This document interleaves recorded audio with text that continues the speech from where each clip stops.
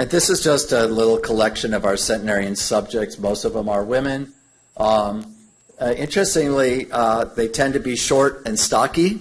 And there's talk in gerontology about how having a little bit bigger BMI at older age may be good for you, particularly among women in terms of resistance against osteoporosis. I find it interesting here in the land of defective growth hormone receptors that they tend to be on the short side.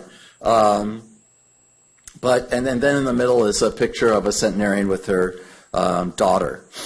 That's me with not one of our subjects, but Nelson was living in my town, and he had seen a newspaper article about me, and he had never had a doctor, and he was 103, and he thought it was he was having some difficulties and thought it was about time, and he thought I'd be perfect.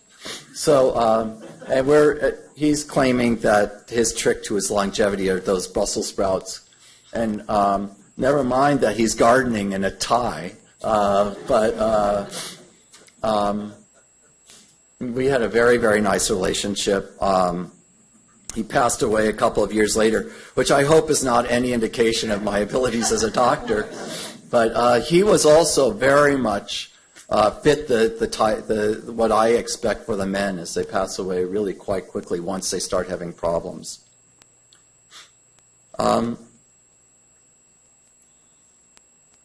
This is going to speak a little bit to your question about Alzheimer's. So one of the things we did early on, what was one of our real motivations for studying centenarians, was this compression and morbidity hypothesis of Jim Freeze from about 1980, in which he posited that if you want to live towards the limit of human lifespan, you necessarily have to compress the time that you're sick towards the very end. Otherwise, if you've got diseases associated with increased mortality like heart disease, stroke, diabetes, heart attack, how could you get to these older ages? So you had to compress the time that you would get one of these diseases towards the very end. And we initially tried to prove that hypothesis, or at least come up with data supportive of that. And with a sample of about 800 centenarians with an average age of 101, we actually did not find this. About 40% of the subjects had age-related diseases before the age of 85, what we called survivors or survivors with disease. Another 45% had diseases after the age of 80, what we called delayers. And then we had these 15% or so who were these escapers who had no age-related diseases at 100. And then you might say, well, those portend a lot of chronic illness. What would be so good about becoming a centenarian? And that included cognitive impairment as well.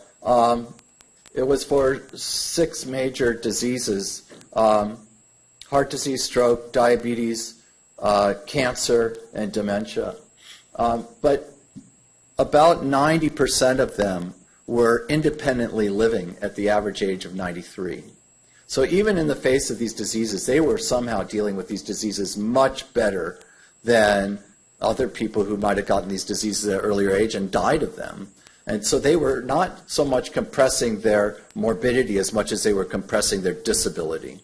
So, yeah. So if you compare the cause of death between the centenarian and the other rest of the population, the cause of death, the ratio or the percentage is similar between those two groups, I guess. That's about right, except for cancer.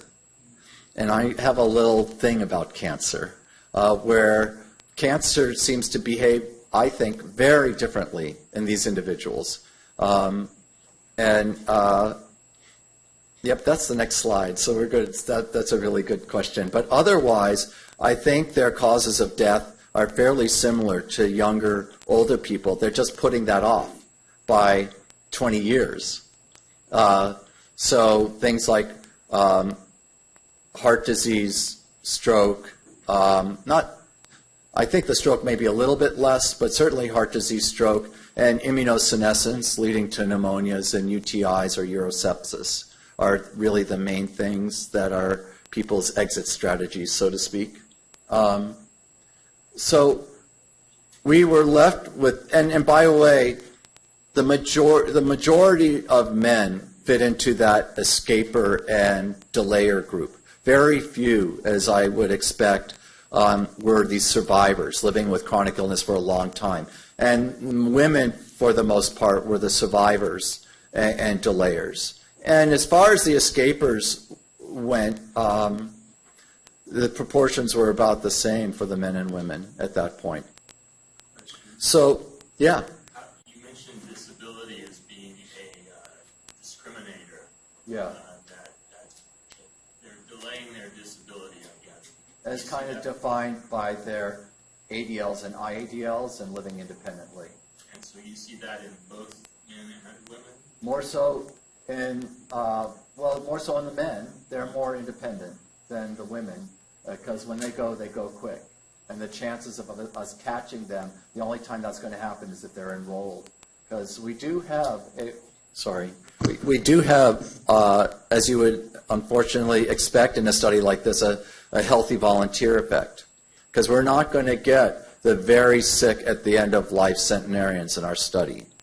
When I came up with the delayer, escaper, and survivor data, that was a population-based study where we did our very best to grab everybody within a population, so we didn't so much deal with the with a healthy volunteer effect. So the next step we did, and which you kind of see this here, is we came to the realization that we were not looking at old enough individuals. That Jim Freeze said that this is as you approach human lifespan. But human lifespan, I just told you, is 122 years. It's not around 101, which was the average age of the subjects in that initial study. At that point, in the early 2000s, we started to really put our resources into enrolling people if they were 103 or 103 if you were a man, 105 if you're a woman, as our age criteria.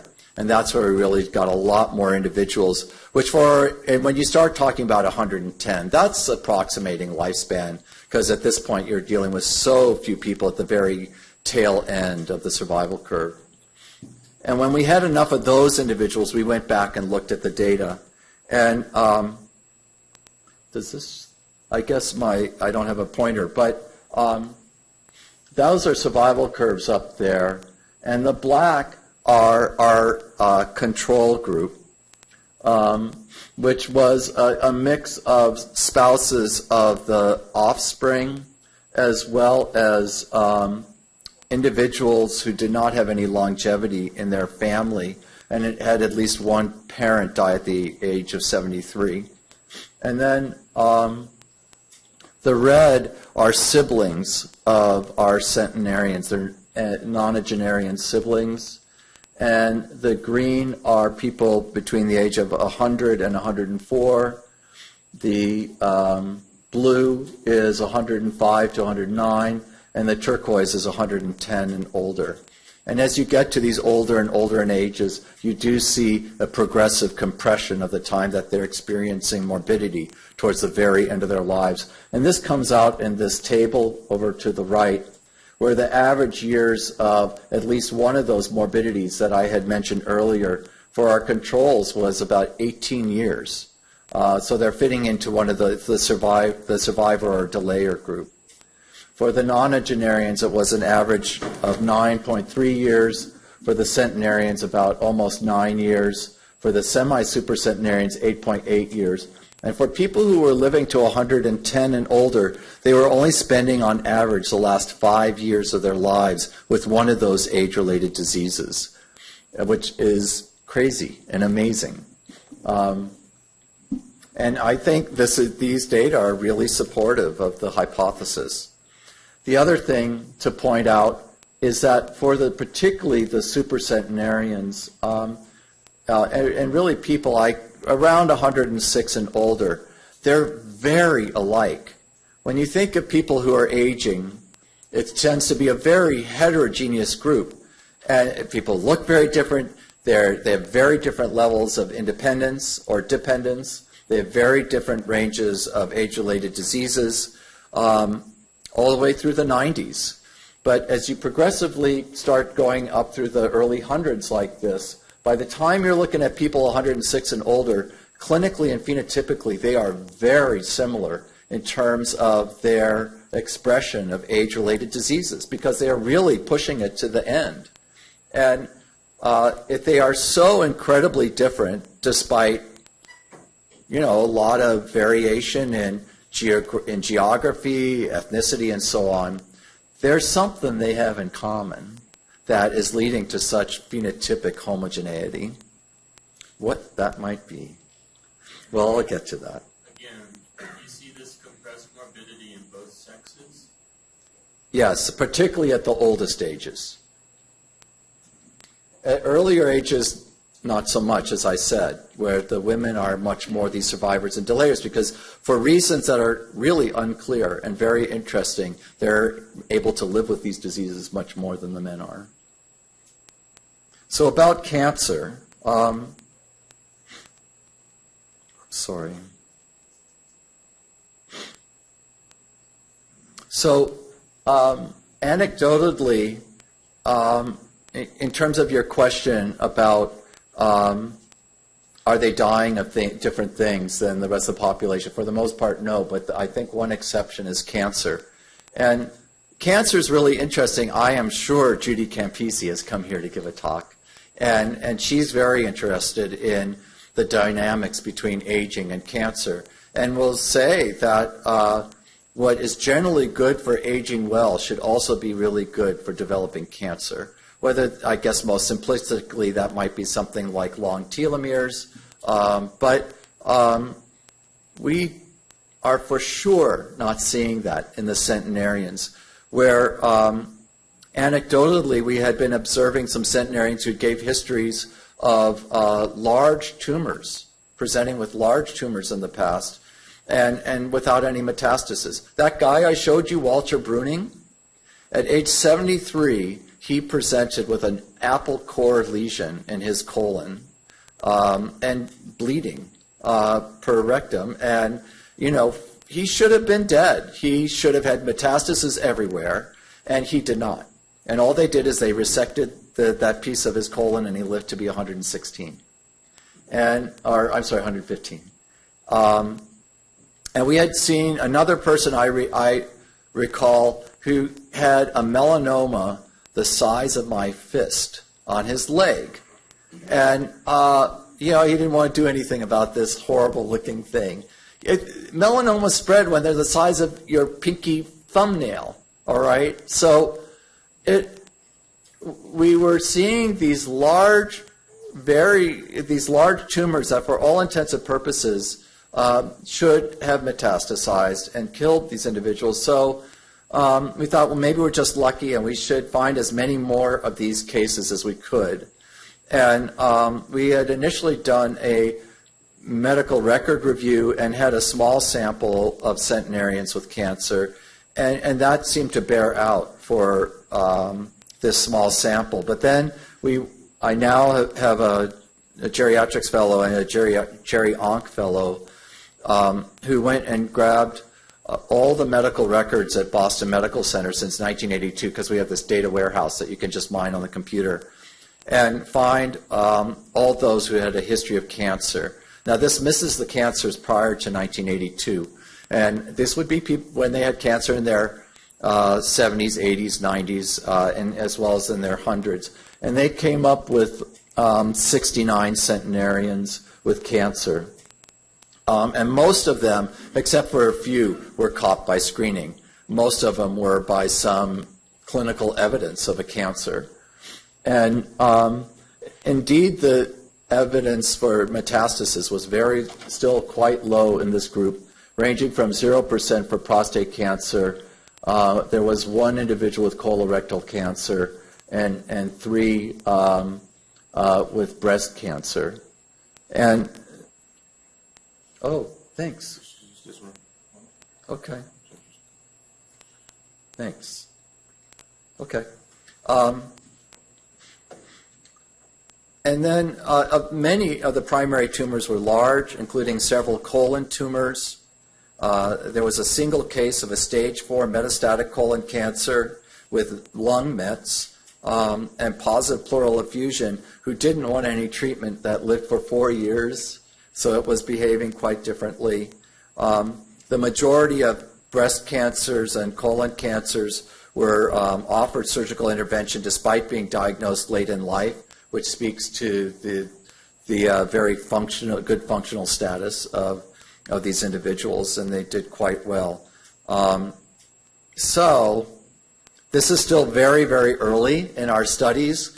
We have tissue blocks on many of these individuals, so there's some studies that can be done with those cancers compared to the margins that have normal tissue. So there might be some, and we're going to collaborate with some folks who might have some ideas about this. But part of this may be the host and how their immune system or other means of dealing with these cancers is quite different, or perhaps something about their endocrine system, something about whether or not these tumors are able to express their own autonomous production of growth hormone, or is it something to do with the antigenicity of these tumors? We just don't know, but I think it's very, very interesting and would be worthwhile studying. Not thinking very fast here. You mentioned that this would be antagonistic to Judy's hypothesis or supporting it, and either way, can you explain it? Well, there's some thoughts that, again, I think telomere may be the best example, where telomeres, where you have tumors expressing their own autonomous production of telomerase, for example, so that these cells, the cancerous cells, just can grow and grow and grow and grow. And I think that where that doesn't pan out is the growth hormone hypothesis, where Andy and others have found that having less growth hormone is actually conducive to longevity. But part of that may be because those who have a lot of growth hormone are going to get cancer. Okay.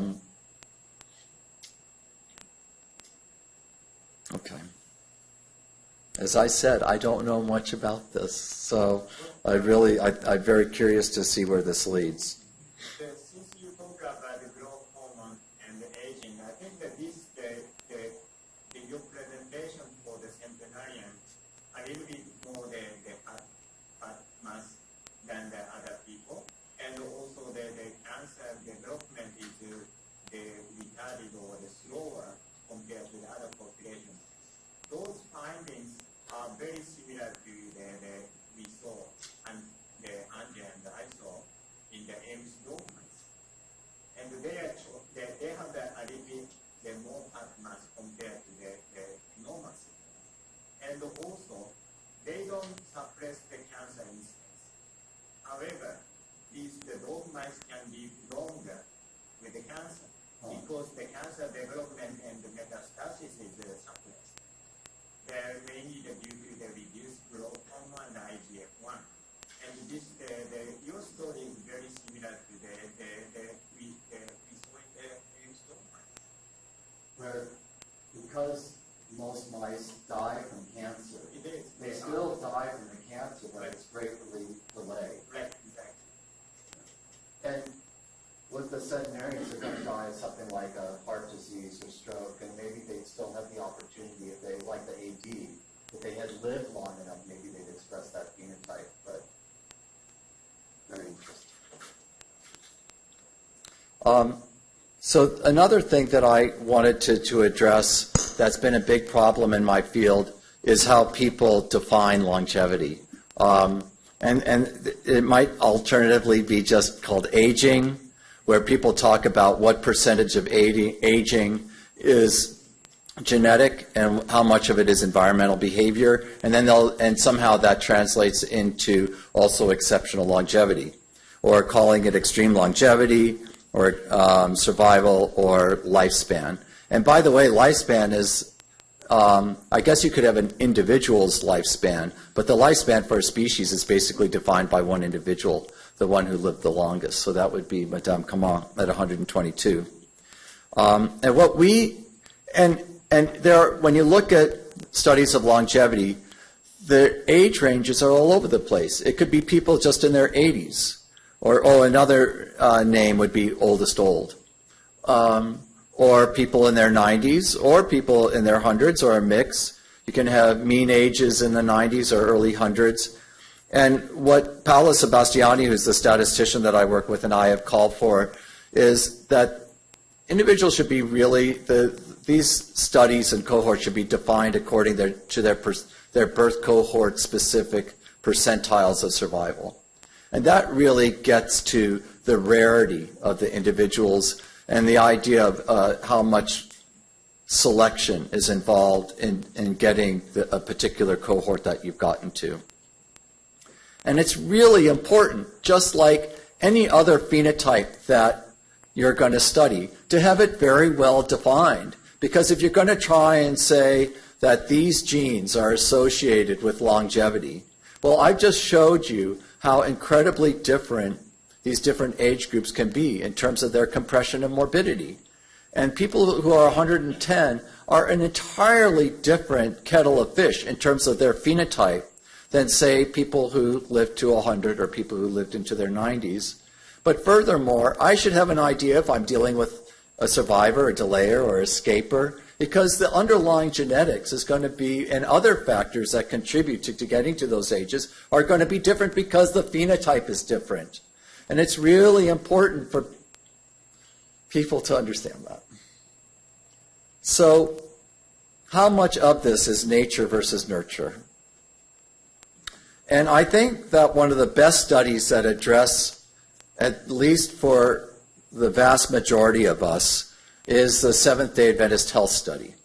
And the Seventh-day Adventists have an average life expectancy, probably the longest I know of any group in the world, of about 88 years, 89 for women and 86 for men.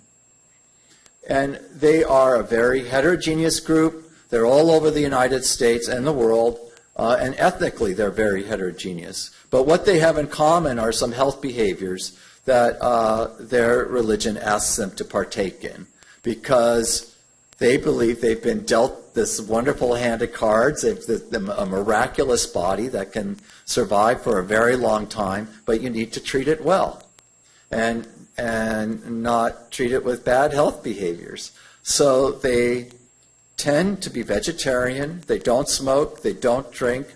They regularly exercise.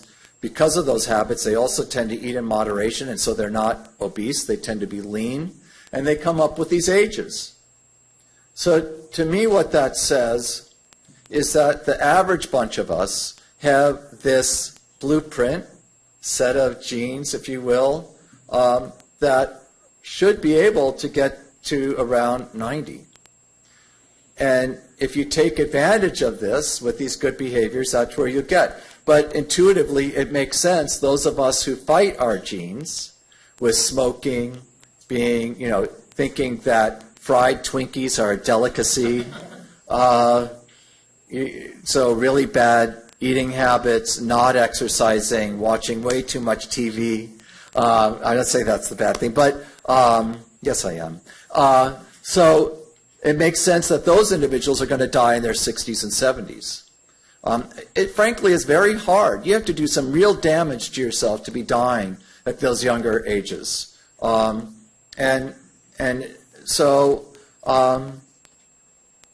In addition, what's interesting about these Seventh-day Adventists is they tend to also delay their disability by virtue of these healthy habits.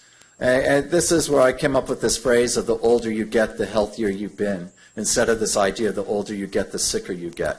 And it's really, I think, a very enabling, positive message about aging, at least to around 90, which is 30 years beyond the age of 60, and I think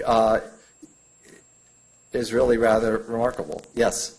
I was just wondering if there's any contribution to, is it going to Is this what? Being a Seventh-day Adventist, is it distributed across socioeconomic Yes. statuses? Yeah. So it is.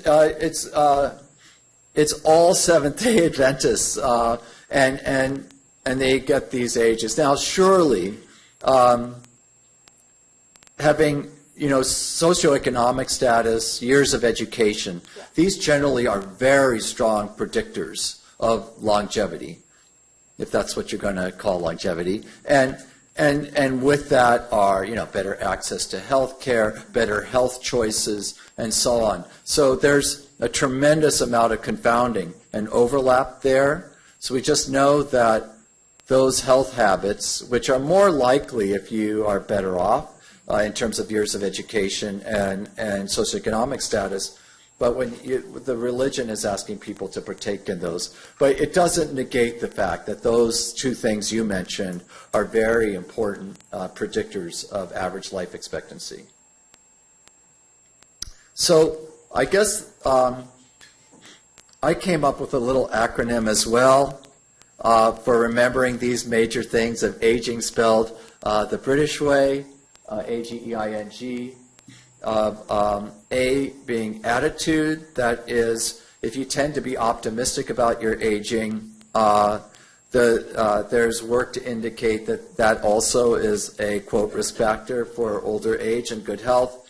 And people who tend to be neurotic and like to hang on to their stress and be pessimistic, there's some personality study data to indicate that these individuals have lower life expectancy compared to those who are, rather than being pessimistic, are optimistic and do not score high in neuroticism. And then there's some evidence that I'll talk about that at least exceptional longevity appears to be strongly familial and likely genetic as well. So having some family members getting to extreme old age may be good for you. Regular exercise, strength training probably just as important as aerobic exercise in older age, and that's the geriatrician in me saying that. There may be some evidence that remaining cognitively engaged and active could be important for better memory, not necessarily delaying Alzheimer's, but there's some thought that being very cognitively engaged, doing new and very strenuous cognitive things like learning a new language, a new musical instrument, may build cognitive reserve to delay the onset of the clinical expression of an underlying neuropathology. But that's very controversial. The company Luminosity has gotten into trouble for making these claims. But I don't see the harm in doing these things. So I talk about it. Nutrition, I think the main thing there is having a diet that's conducive to being lean and not obese. But there may be some special things in the diet that may be important to eat. But I think the evidence for that is less strong than just the evidence around metabolic syndrome and being obese and the problems with that, and its risk factors for diabetes, heart disease, and stroke, and likely cancer and Alzheimer's. And then smoking is a huge problem and obviously associated with markedly reduced life expectancy due to lung disease and cancer. And then I also talk a little bit about getting rid of the anti-aging quackery, mostly falling for taking growth hormone and testosterone and other hormones to stop and reverse aging, which I have a presentation about that, but will not get into here. But this aging acronym is really the basis for this life expectancy calculator that I've had on the web, actually since 1999. It's had 4 million users since. We get about lately 50,000 a year or so, mostly from colleges and high schools that they use this for an educational tool for kids learning about good health habits. And you can go to livingto100.com and find out exactly how old you're going to live to be. And it's worth every cent of what you have to pay to be on it, which is nothing. And it's about 40 questions. It's not the 6 from that short acronym that take about 7 minutes to take. And it asks you the obvious questions about your diet, exercise, whether or not you smoke, some longevity in your family, and some interesting things like how old were you as a woman when you last had a child, and a few other interesting things. But you can take it, and then it'll also tell you what things you're doing wrong at the end, and some of the things that you want to keep in mind for your age in terms of certain vaccinations and so on. And I need to update it a little bit, but even it asks you whether you take an aspirin a day or not. And there's been some recent literature to indicate that the Bayer company should no longer be promoting aspirin for heart health. And people no longer should be taking an aspirin a day thinking that's going to delay heart disease. I don't know about that evidence, and I was quite surprised by it. And there's some evidence still that maybe taking an aspirin a day could be helpful in terms of escaping colon cancer. I've always wondered whether that's just because people are more likely to bleed a little, and so if they have a colon cancer, it'll be caught sooner. Either way, that's probably still a good thing. But I have to, every now and then some news comes along that I have to go and revise the calculator. Sorry. So what about this question of nature versus nurture? So the Seventh-day Adventist Huss study, and then these Scandinavian twin studies from the early 80s indicated when they looked at identical twins versus twins and those reared apart versus those reared together, and they looked at the life expectancy of those twins, they figured out that about 70% of the variation in how old they lived to be was their health-related behaviors, and only 30% was likely genetic. And for the longest time, this plagued my field because they translated these studies of people who were living to an average of about 85 at best into even looking at people in their 90s or 100s in terms of how much aging was genetic versus behavior. And yet we found some things along with some others since that there appeared to be some clustering for longevity in families, that we had found several families that we reported in the early 90s in the Journal of American Geriatric Society of 5 out of 9 siblings getting over the age of 100, which if you look at the cohort life tables, the chances of finding something like that by chance were fewer than all the families that existed in the world. So they had to have something in common that was allowing them to cluster like that. We had noted in doing some sibling relative risk studies, primarily with John Wilmoth, who is at the University of Berkeley in the Department of University of California, Berkeley in the Department of Demography, that the brothers had about brothers of centenarians had about a 17 times greater chance of getting to 100 compared to people who didn't have a centenarian as a sibling. And the sisters had about an 8 times greater chance. So there was really these very high sibling relative risks. And when you looked at the offspring, and we were following them over time, compared to age-matched and birth year cohort-matched individuals, they were having 30% reduced rates of heart attack, stroke, diabetes, and even in their 70s, really reduced rate of mortality. And then the work from Kåre Christensen in Denmark and colleagues, they had found that if you're starting to look for genes associated with longevity, the power of the ability to do so went really quite much higher if you went from a cohort of nonagenarians to a cohort of centenarians. And then I think another question is, if there is an important genetic component how much of it is lacking variants associated with disease, and how much of it is variants that are protective against diseases associated with aging. And I'll speak to that again in a moment, but I have a few other slides to show you. This is a picture of Sarah Canals again with her family. And I had mentioned I had a subject who had a 100-year-old daughter, and this is it. So there's Sarah Canals in the blue at 119, and there's her daughter Kitty at 100. And then standing behind them is the 75-year-old grandson, the 48-year-old great-granddaughter. Seated there is the 20-something great-granddaughter, and then her son, the great-great-great-grandson. And we have a few other families where you have 6 living generations, but not because the matriarch got to so very old age, but there's a tradition in the family of the mothers having kids at really young ages. So that's another way you can do that.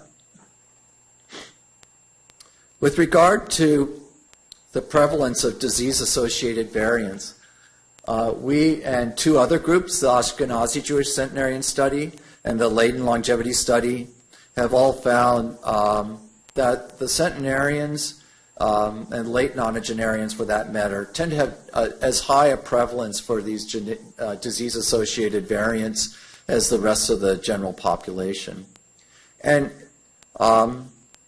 so that speaks to the possibility, well, if they're quite similar in terms of the prevalence of these disease-associated variants, then maybe the answer is that they have an increased prevalence of these protective variants that in the presence of disease variants are somehow countering the effects of the disease variants.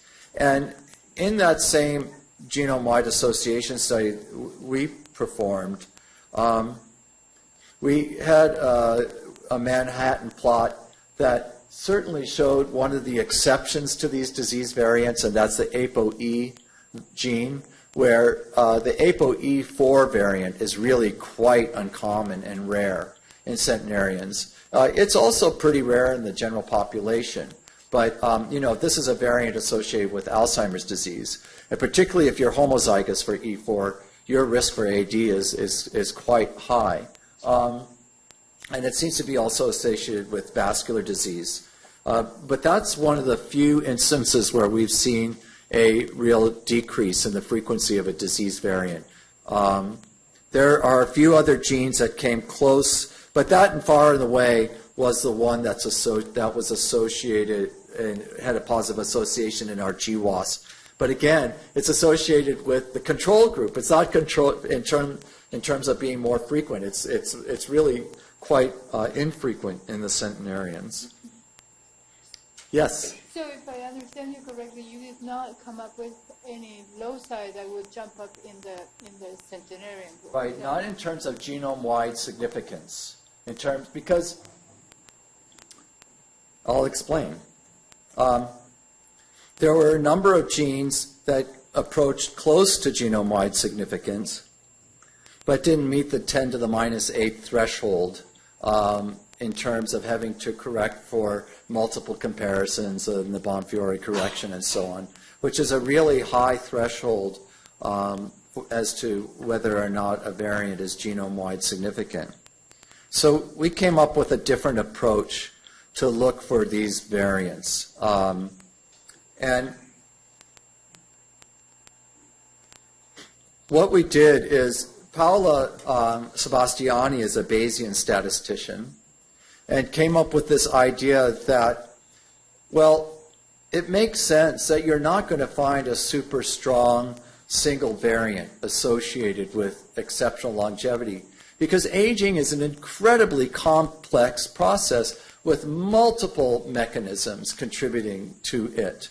And if you're going to have many, many different mechanisms contributing to aging, you're going to have many, many genes involved with those mechanisms. And if you're expecting there to be some kind of genetic association, then maybe the reason these individuals are rare is not because of a single variant, but rather many variants, each with weak effects. But if you get the right combination, then the sum of those effects leads, because each of them is a moderate effect, and getting one or two genes is easy. But say getting 100 variants that are associated with longevity in the right combination, that's what's rare. And that's why the phenotype is likely quite rare. And then, of course, you're worried about gene-gene interactions, gene-environment interactions. Whatever variants are involved in this phenotype, it's getting the right combination that's making it rare. It's like winning the lottery. Getting one or two numbers, that's easy. Getting 7 numbers, that's really, really hard. And it is like the lottery also, because I think it's a great trait to have, because these people are living such a long time, compressing their morbidity and disability towards the end of their lives. So Can what? I ask you a quick question? Yeah. Go ahead. So if you were to, I don't know if you could do that statistically with the numbers and everything, but if you could it be that different phenotypic clusters, or maybe, race, I don't know how you could cluster, they could come up with different solutions, let's say, and combinations where you could see, have you tried to do that with the GWAS? So that's exactly what we found. Oh. Yeah. But you have another quick question? Well, I was just going to say, besides the Bayesian problem that you just described here, Say again. besides the Bayesian problem that you described here, the person that has those particular genes and carries them in their family has inherited them. It may be that many people who had that gene or that constellation of genes, for some reason, some environmental reason, trauma, all sorts of other things, have also been eliminated from the pool, which weakens the signal that you're going to get from a centenarian. Yeah, I think that's absolutely right. And also, of course, people died of many, many things, not having the opportunity to kind of fulfill their survival prowess and their promise of getting to these most extreme ages. So getting an accurate idea, at least in terms of the familiarity of this, is also pretty difficult. So what Paula did, if these were relative leak diseases, as a Bayesian, what she did is we did a GWAS, and by looking at the probability of a particular SNP being associated with the phenotype, she ranked these probabilities for the top 2,000 variants. And what she did is she started off with the variant that had the greatest probability of association, and then she added the next highest probability SNP, and looked at their joint probability in terms of its ability to predict whether a person would be a centenarian or not. And she kept building the model, went to 3, 4, 5, until she got to about 280 SNPs, at which point the sensitivity and specificity diverged. While they're still cooking along together, then the model is getting better and better at predicting, just based upon genetic information, whether the person is a centenarian or not. And when the specificity and sensitivity diverge, then the model is no longer helpful. And so that's where she stopped. And what happens with this model is that it doesn't work very well for a person, say, who got to live to be 100 or 101 or 102. That is, let's say I got a kettle with the genetic signatures of a bunch of 1,000 individuals, and I stick my hand in and I pull out somebody with a particular genetic signature. My ability to say whether that's a person who's 100 years old or not, in terms of this model, is not very good. It's maybe 56% accuracy. But if I pick out another genetic signature and I think that that person, based upon their genetic signature, is 101 10, or I guess 106 plus, it's about 85% accurate. It's a very, very rare signature, but if the person has it, I am 85% of the time correct that that's a 106-year-old. So you don't go and screen people with these signatures, because the chance of getting that one signature that's quite accurate in terms of being a person at that very, very old age is really, really unusual. The other thing is there's different pathways to getting to these very old ages, like you just mentioned, in terms of, well, what if you look at these subphenotypes, where you have some person who maybe had delayed heart disease, or you have another group with delayed cancer, or lived with cancer and survived, or another group with COPD and whatever. There are these different pathways and subphenotypes of getting to these very, very old ages.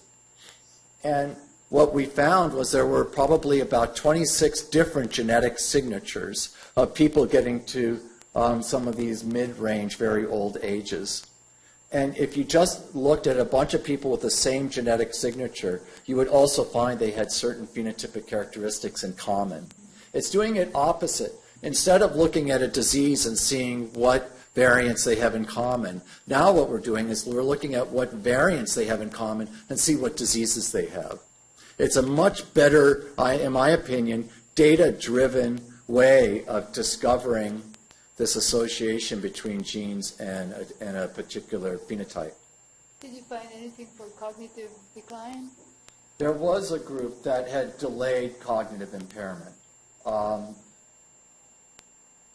And yeah, there were, and you look at these different probabilities for these different variants.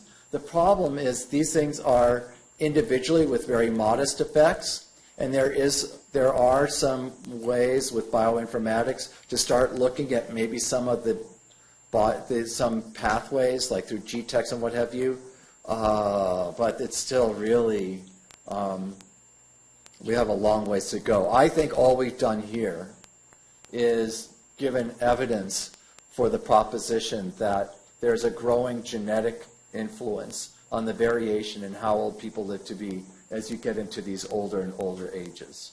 And so I might wager that instead of it being 30% genetic and 70% environmental, when you start getting to these oldest ages, given the predictive power of those signatures, it may be flipped. That maybe it's 70% genetic and 30% environmental in terms of what is explaining the variation in the survival to these most extreme ages. Where do these centenarians come from? I'm trying to get a sense of what the population is. Are they all over the United States, or? It's mostly North America, so U.S. and Canada. A bit smattering from England and Australia and New Zealand, and a few from Italy, and then every now and then another from some, but that's the majority of them. Yeah, what I'm trying to also understand is if there's a way of validating this with a different cohort or subdividing it into two separate groups and seeing if the same thing holds, or you've obviously thought about that, right? Well, we did several replication studies for this in terms of some subgroups of samples. There was a separate sample of centenarians collected by a pharmaceutical company called, it was Elixir Pharmaceuticals at the time, that Cynthia Kenyon and Lenny Garanti were involved in.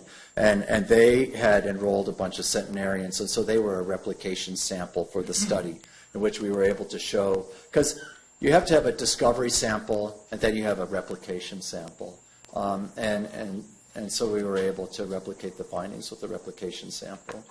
And that ended up in a paper in PLOS 1 in 2012.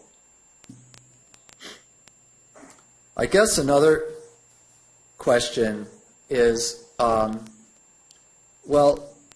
if there were longevity-associated genes, if there were genes that were protective against that allowed people to age slowly and live to 100, what in the world would be the evolutionary mechanism to produce genes that would help people live 40, 50 years beyond the age of reproduction. Because for the most part, it would seem that reproduction is the big driver of selection, and nothing much happens after the age of reproduction. And we made a finding fairly early in our studies that I think speak to a particular mechanism. And that was a paper we had, a letter in Nature titled Middle-Aged Mothers Live Longer. This has been since replicated in numerous studies, in which we had found that about 20% of our centenarian women had a history of having children after the age of 40. And this was compared to about 5% for the average of women from the same birth cohort from some population data. And if you go back a little earlier, about 50% of the centenarian women were having children after they were 35. And only about 40% of the general population of women were doing that. And so if you do the math, if you had a child after the age of 40, you had about a 4 to 5 times greater chance of living to 100. And that made sense to us because we knew that these women had a history of aging very slowly. If they were aging very slowly, well, their reproductive systems were aging very slowly. And that would speak for their ability to have kids in their 40s, when many women would not be able to naturally do that. Now, with fertility assistance and what have you, it's a different story. So we thought, okay, well, one way to win the evolution game is to age as slowly as possible, or have your reproductive system age as slowly as possible, and prolong the period of time during which you can have kids. And therefore, you can have more of them and have a greater opportunity to pass your genes down to subsequent generations. So you want to have genes that help you age more slowly, particularly your reproductive system. Now, just because you stop having kids doesn't mean those genes have stopped doing what they're doing, and that may be an important mechanism for how people are living to much, much older age. You're familiar with Kristen Hawkes and her grandmother hypothesis, where she posits that another thing to do would be have grandparents around so that they can take care of the grandkids while the parents go off and do more laborious, dangerous work. And that gives the grandparents an opportunity to pass their genes down through their grandkids, or, ensure the survival of their grandkids. So there may be some evidence for being a grandparent is a good thing from an evolutionary point of view. So if you compare the onset of the puberty between the centenarian and the other population, the rest of the population, is there any difference over there? Well, first of all, it's really hard to ask a centenarian when they went through menopause 50 years ago, let alone find out when they went through puberty. But there is evidence from some other studies to suggest that there really isn't much of a difference. At least looking at delay of some age-related diseases and perhaps some other markers of aging. Well, I think that, the reason why I'm asking is that some of the long-lived, the rodent model, especially the mouse model, they are the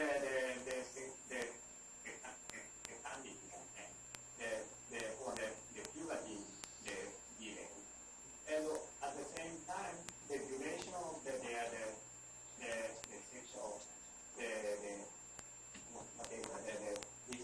reproductive period is, I think, longer than the control group.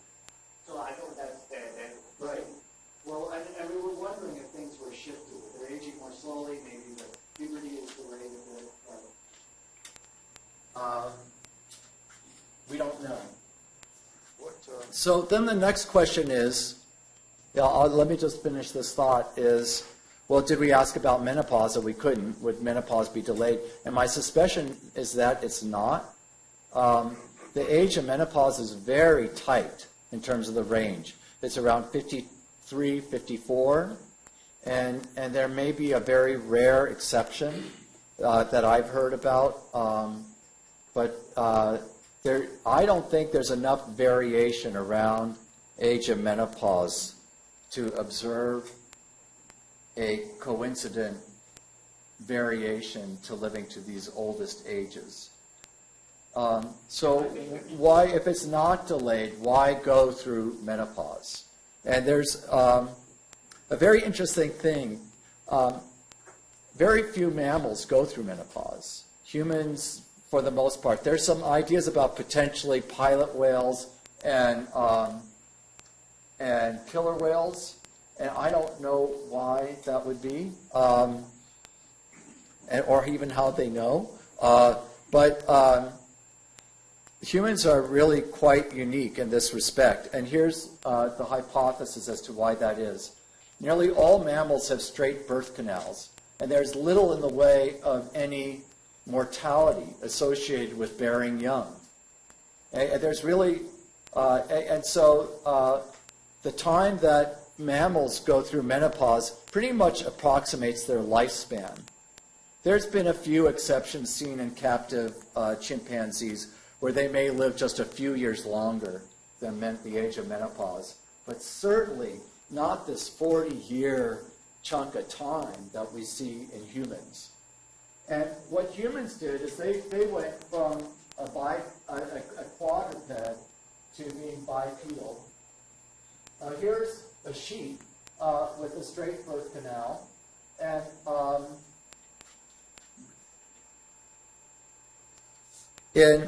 here's a picture of a chimpanzee pelvis and their birth canal, and it's really going from the inlet to the outlet. It's a straight shot, and it just gets popped out, no problem. And then as we evolve, going from being quadrupeds to being bipedal, the shapes of the pelvises dramatically changed. And now you see the head, instead of it being rotated like this, it begins to get rotated on its side in order to be able to accommodate this outlet.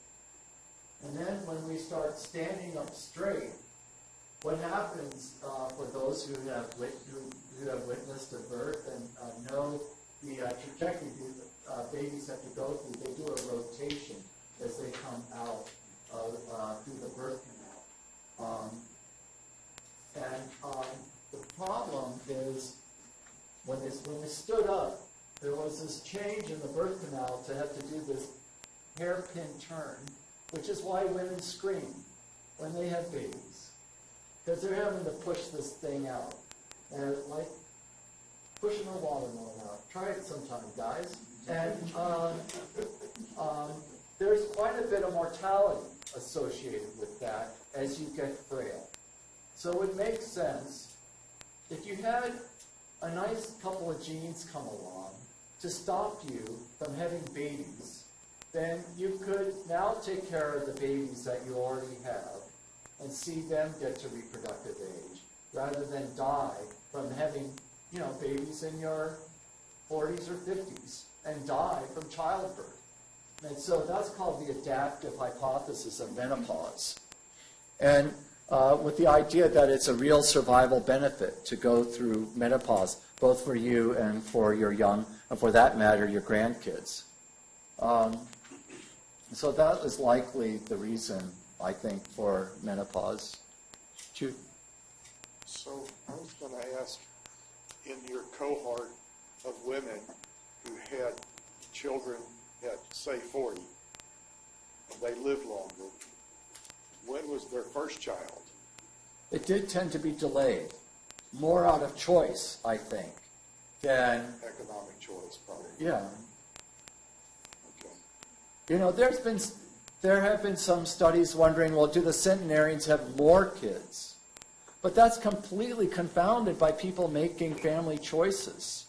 So I think unless you can find yourself some very old anthropological society where they don't care and they want to have as many kids as possible, and you had the opportunity to see how old they live to be, maybe somehow you'd be able to look at that. But one of the things I'm very curious about and interested in is if the ability to produce as many children as possible by slowing down the age at which the reproductive system is aging, that would intimate to me that women, females, are responsible for driving the production of protective genetic variants that slow down aging.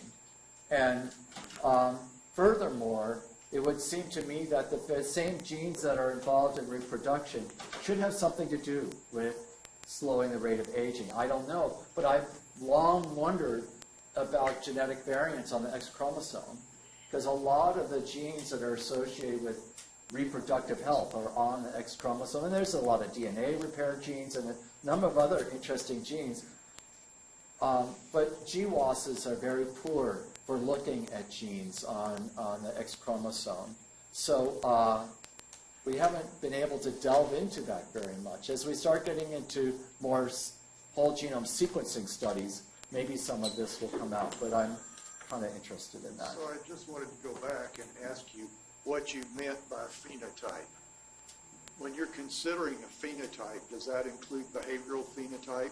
Since that has behavioral phenotype, since that has everything in the world to do with the sort of simian model where you have to be able to live through 3 generations? Well, it can.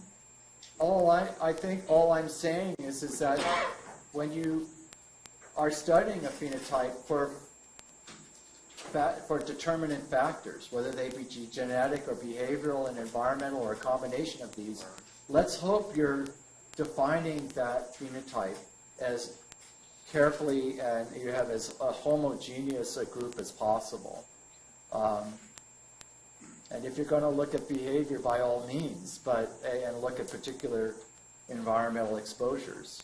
But I can say things like smoking is very, very rare in these individuals, but it would be very interesting to look at a group of centenarians who smoke. It would be very interesting to look at a bunch of Down syndrome subjects who got into their 80s. It would be interesting to look at diabetics who got into their 90s, really select groups.